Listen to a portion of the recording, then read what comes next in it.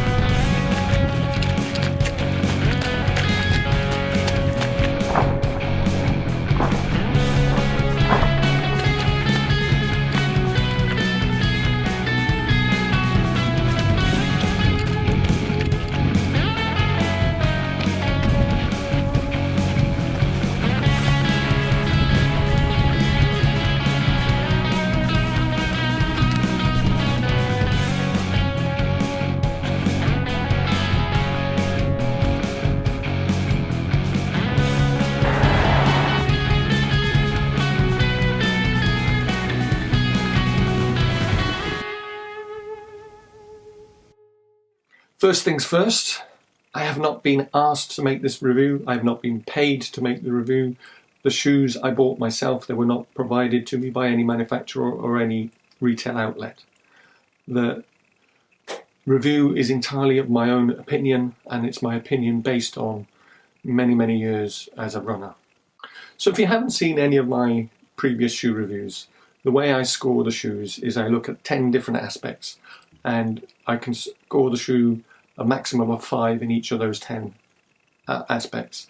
And they are looks, build quality, fit, comfort, breathability, grip, responsiveness, weight, durability, and value for money. Okay, so let's dive into it.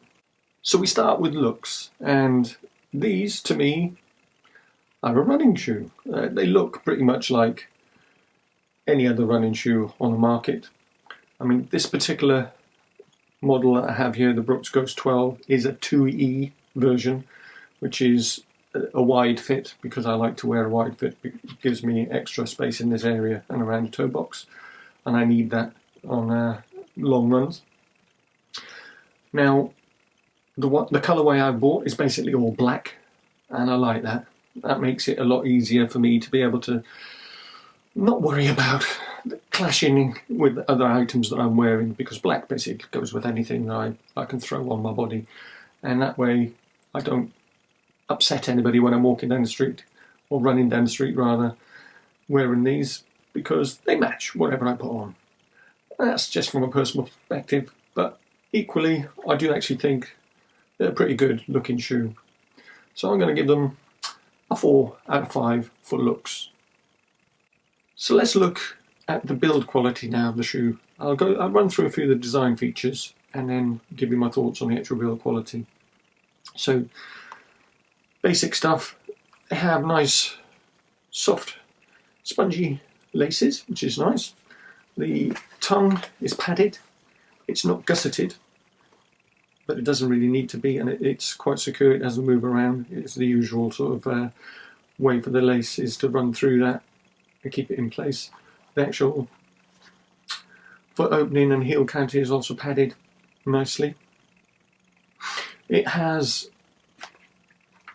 Biomogo, this is Brooks' own patented foam system, Biomogo DNA cushioning as they call it, to the forefoot and the top part of the heel, and that is really quite nice and plush cushioning.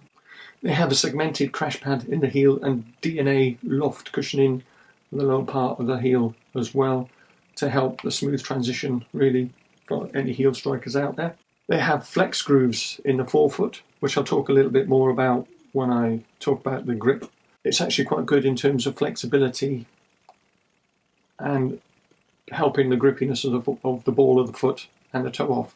I like it anyway. They have an engineered mesh upper with 3D printed overlays that really help get a good snug fit on the bridge of the foot. Nice touch. Now they're all black model that I've got, but there are a couple of reflective points here on the heel, which is quite reflective at night. Do a bit more, but then I tend to wear more reflective stuff anyway. This is a really nice touch, I think. This is a reflective part. It covers the sort of big toe area that tends to wear through, so it's actually an extra piece of material, making that a bit tougher and less likely for your toe to start poking through, which does happen on some of my shoes. So around the eyelets there is this rubberized sort of plasticky material which is see-through. I don't like this, to be honest. I'd rather something else to sort of reinforce the eyelet holes. What I don't like about this is it seems to be glued on, and it does actually seem, I thought it would when I first looked at these, it does actually seem to be coming away. I don't think it's going to really reduce the durability of the shoes necessarily, but I don't like the way that is. It's just a personal thing. I also thought initially that this material around the heel counter is quite a lot softer than other parts, and I have on other shoes experienced that wearing through, but so far this is holding up, and I have done a fair few miles in these now, so that's not really that much of an issue. So I mean, I'm docking them 1 point for the fact that I don't like this eyelet scenario, so I'm going to give them a 4.5 out of 5 for build quality. In terms of fit, these are spot on as far as I'm concerned. Straight out of the box, put these on and I had no problems whatsoever in terms of how they fit. They're true to size. Like I say, I have a 2E wide fitting, but no problems whatsoever. Plenty of room in the toe box. Nice snug fit across the bridge of the foot. Spot on. For me, these are a 5 out of 5 without any shadow of doubt in terms of fit. And comfort as well. These are a cushioned shoe. They have a 12mm heel to toe drop, and there's quite a chunk of foam in there. Nice and cushy, nice and comfortable. If you like high cushioned shoes, then these are spot on. If you're more of a minimalist person, then this is not the shoe for you. But I really like them. They're comfortable, very comfortable, and they feel comfortable throughout the run. There's no hot spots in them. There's nothing like that in terms of the fit. I said it's spot on. So again, for comfort, I give these a 5 out of 5. Top marks. You know what you're doing, Brooks people. Okay, in terms of breathability, the mesh upper has reasonable size holes in there, and I've worn these. I bought them back in October. Actually, I meant to do this review some time ago, so sorry that it's been a bit late. And I've run throughout the winter in them, and you can certainly feel the cold air on your tootsies first thing as you head out the door. And I have no problem at all with breathability, so I'm going to score these a 4 out of 5 for breathability. So in terms of grip, these are really good with grip as well. In fact, when I first looked at the pictures of these online and I saw the depth of the lugs on the forefoot in particular, I thought they were an off-road shoe or a trail shoe. But they're not. They're a road shoe. And they also have what Brooks call a flex groove, which helps the toe actually flex, the forefoot area flex, and that adds to the grippiness of them as well in my experience. The rubber itself is really nice and it grips well. I've had absolutely no problems at all with the grip in these. As you can probably tell from the coloration on these, I've been off-road with them as well. I say I've run through the winter here in the UK and the autumn, so I've been out in the wet, I've been across mud, I've been on trails, I've been across grass, and they haven't missed a beat on any of that. So I would give them a 4.5 out of 5 for grip. As they're a heavily cushioned shoe, highly cushioned shoe, initially when I first put them on, they did feel quite spongy, as you'd expect from a highly cushioned shoe. They firmed up a little bit over the months that I've been running them, but they're still very highly cushioned, and they are still spongy, but they're not too spongy. They are responsive. They've got a bit of bounce and propulsion to send you forwards. So yeah, they're not a racing flat, let's face it, so they're not as responsive as something flatter, less cushioned, but they're okay, they're good. I mean, in terms of how I've used them, mostly for my easy runs on long runs on roads, but I've also done the odd tempo run in them and a few little speedy dashes here and there, and they perform really well in all of those aspects. So yeah, in terms of responsiveness, again, I'd give them a 4 out of 5 for that. They're not bad at all.